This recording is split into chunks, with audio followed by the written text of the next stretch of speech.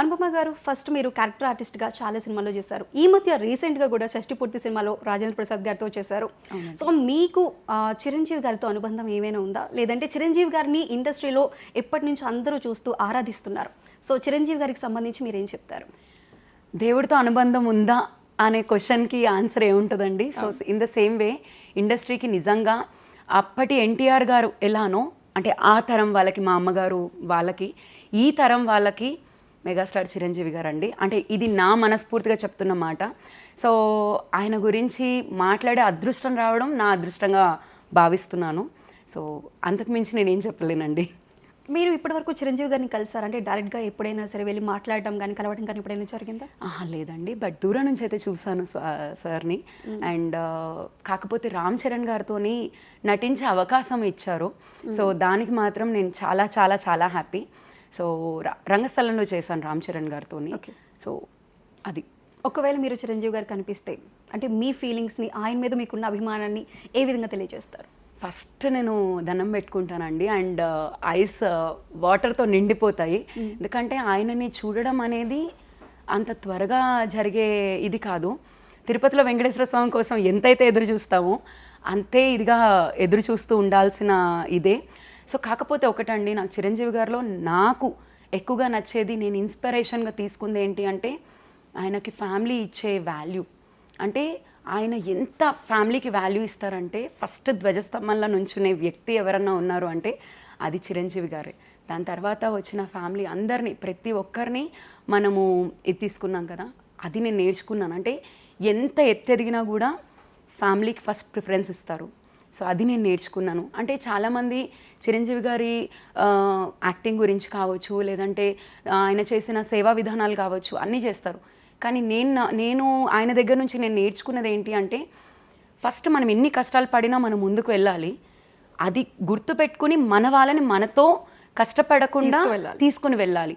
ఇది నేను ఆయన దగ్గర నుంచి నేర్చుకున్న మొదటి పాఠం. సో ఆయన నాకు ఎప్పుడూ ఆరాధ్య దైవమే.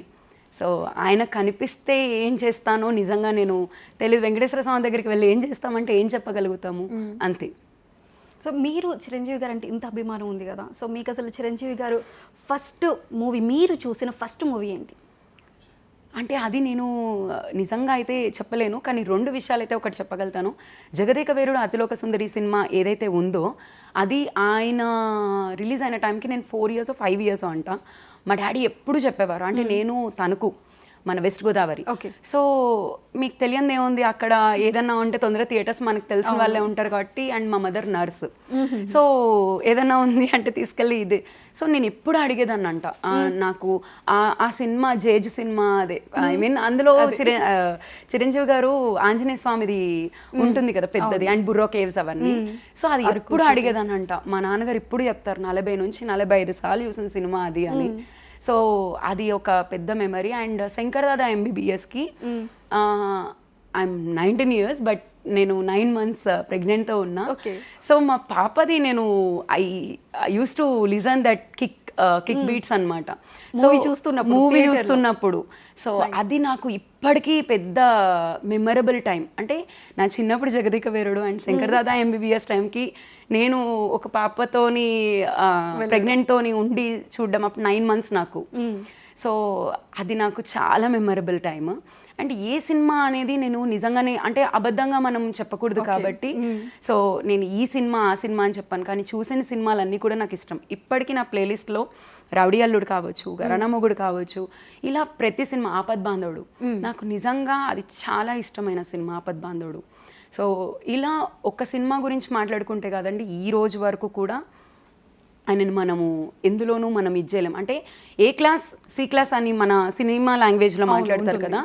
సో ఇద్దరిని బ్యాలెన్స్ చేసిన ఏకైక హీరో ఎవరన్నా ఉన్నారు ఈ తరం వాళ్ళకి అంటే మాత్రం అది కేవలం మన చిరంజీవి గారే. అండ్ డాన్స్ స్టెప్స్లో ఎవ్వరికి కూడా రికార్డ్ అనేది రాలేదు. ఈ రోజుకి ఆయనకే ఒక అవార్డు వచ్చింది డాన్స్కి సంబంధించింది. సో ఎక్కువ స్టెప్స్ వేసిన ఒక హీరోగా, అది సౌత్ ఇండియా నుండి. అది మనకి ఎంత గర్వకారణం అనేది నేను చెప్పని అవసరం లేదు. ఇలా ఆయన గురించి తెలుసుకుంటూ పోతే మనం ఏం చెప్పగలమండి. సో ఇది. సో మీరు చిన్నప్పుడు జగదేక వీరుడు అతిలోక సుందరి సినిమాని అన్నిసార్లు మీకు తెలియకుండానే మీరు ఆ సినిమాని చూశారు. కానీ మీరు ఏజ్లోకి వచ్చిన తర్వాత ఒక్క సినిమాని అదే సినిమాని థియేటర్లో చూడాలి, అలా ఎక్కువ సార్లు థియేటర్కి వెళ్ళిన సినిమా ఏదైనా ఉందా? నాకు ఠాగూర్ అండి. ఠాగూర్లో ఆయన చెప్పిన ఒక్కొక్క విషయం అండ్ నిజంగా ఒక అన్ని విధాలుగా సోషల్గా కావచ్చు, ఒక ఇది కావచ్చు, దాని తర్వాత స్టాలిన్ కావచ్చు, ముగ్గురికి హెల్ప్ చేసి ఆ ముగ్గురిని మరో ముగ్గురికి హెల్ప్ చేయమని అడుగుతాం. సో ఆయన చెప్పేది ప్రతిదీ కూడా అప్పటికప్పుడు అర్థం కాకపోయినా కూడా ఆలోచిస్తే అవును కదా, మనమేమీ డబ్బులు తీసుకోకర్లేదు, ఒకరికి సాయం చేసి నిజంగానే ఒకవేళ పడిపోయారనుకోండి, పట్టుకుని లేపడంలో మనకేమి డబ్బులు ఖర్చు అయితే కాదు. చాలా మందికి కూడా అదే ట్రెండ్ అయింది కదా, ఏదైనా మాట్లాడుతున్నప్పుడు ఈవెన్ ఫ్రెండ్స్ లో కానీ ఏదైనా చిన్న చిన్న హెల్ప్లు చేసినప్పుడు కూడా ప్రతి ఒక్కరికి సో అదే ఎక్కువ రెగ్యులర్. ఠాగూర్ సినిమాలో కూడా అదే నాకు నచ్చని ఒకే ఒక పదం క్షమించు. సో ఇలాంటివన్నీ ఒక ట్రెండ్ సెట్టర్ అని అనుకోవాలి మనం కూడా. అంటే ట్రెండ్ సెట్టర్ అనడం కంటే కూడానండి అది మనం పాటించాలి అనే ఎక్కడో ఒక సబ్ కాన్షియస్ మైండ్లో అయితే 100% ఉంటుంది. అండ్ అదే విధంగా బ్లడ్ బ్యాంక్, ఎంతమంది ఈరోజు యువత కూడా వెళ్ళి బ్లడ్ డొనేషన్ చేస్తున్నారు. ఇంతకుముందు ఎంతమంది బ్లడ్ డొనేషన్ చేశారండి? అండ్ ప్రతి ఒక్కరికి బ్లడ్ టైంకి అందుతుంది. అండ్ అలానే ఐ బ్యాంక్. సో ఇలా ఒక్కటి కాదండి, ఆయన చేసిన విషయాలు, ఆయన చేసిన ఇదే కావచ్చు, ఏదైనా కూడా మనకి స్ఫూర్తిదాయకమే. అంటే ఎంత అవసరమో అంతే చేయగలుగుతామండి. ఒకళ్ళు చేసినట్టు మనం చెయ్యాలి అని అనుకోకూడదు, కానీ అది స్ఫూర్తిగా తీసుకోవాలి. ఇది నేను నమ్మిన సత్యం.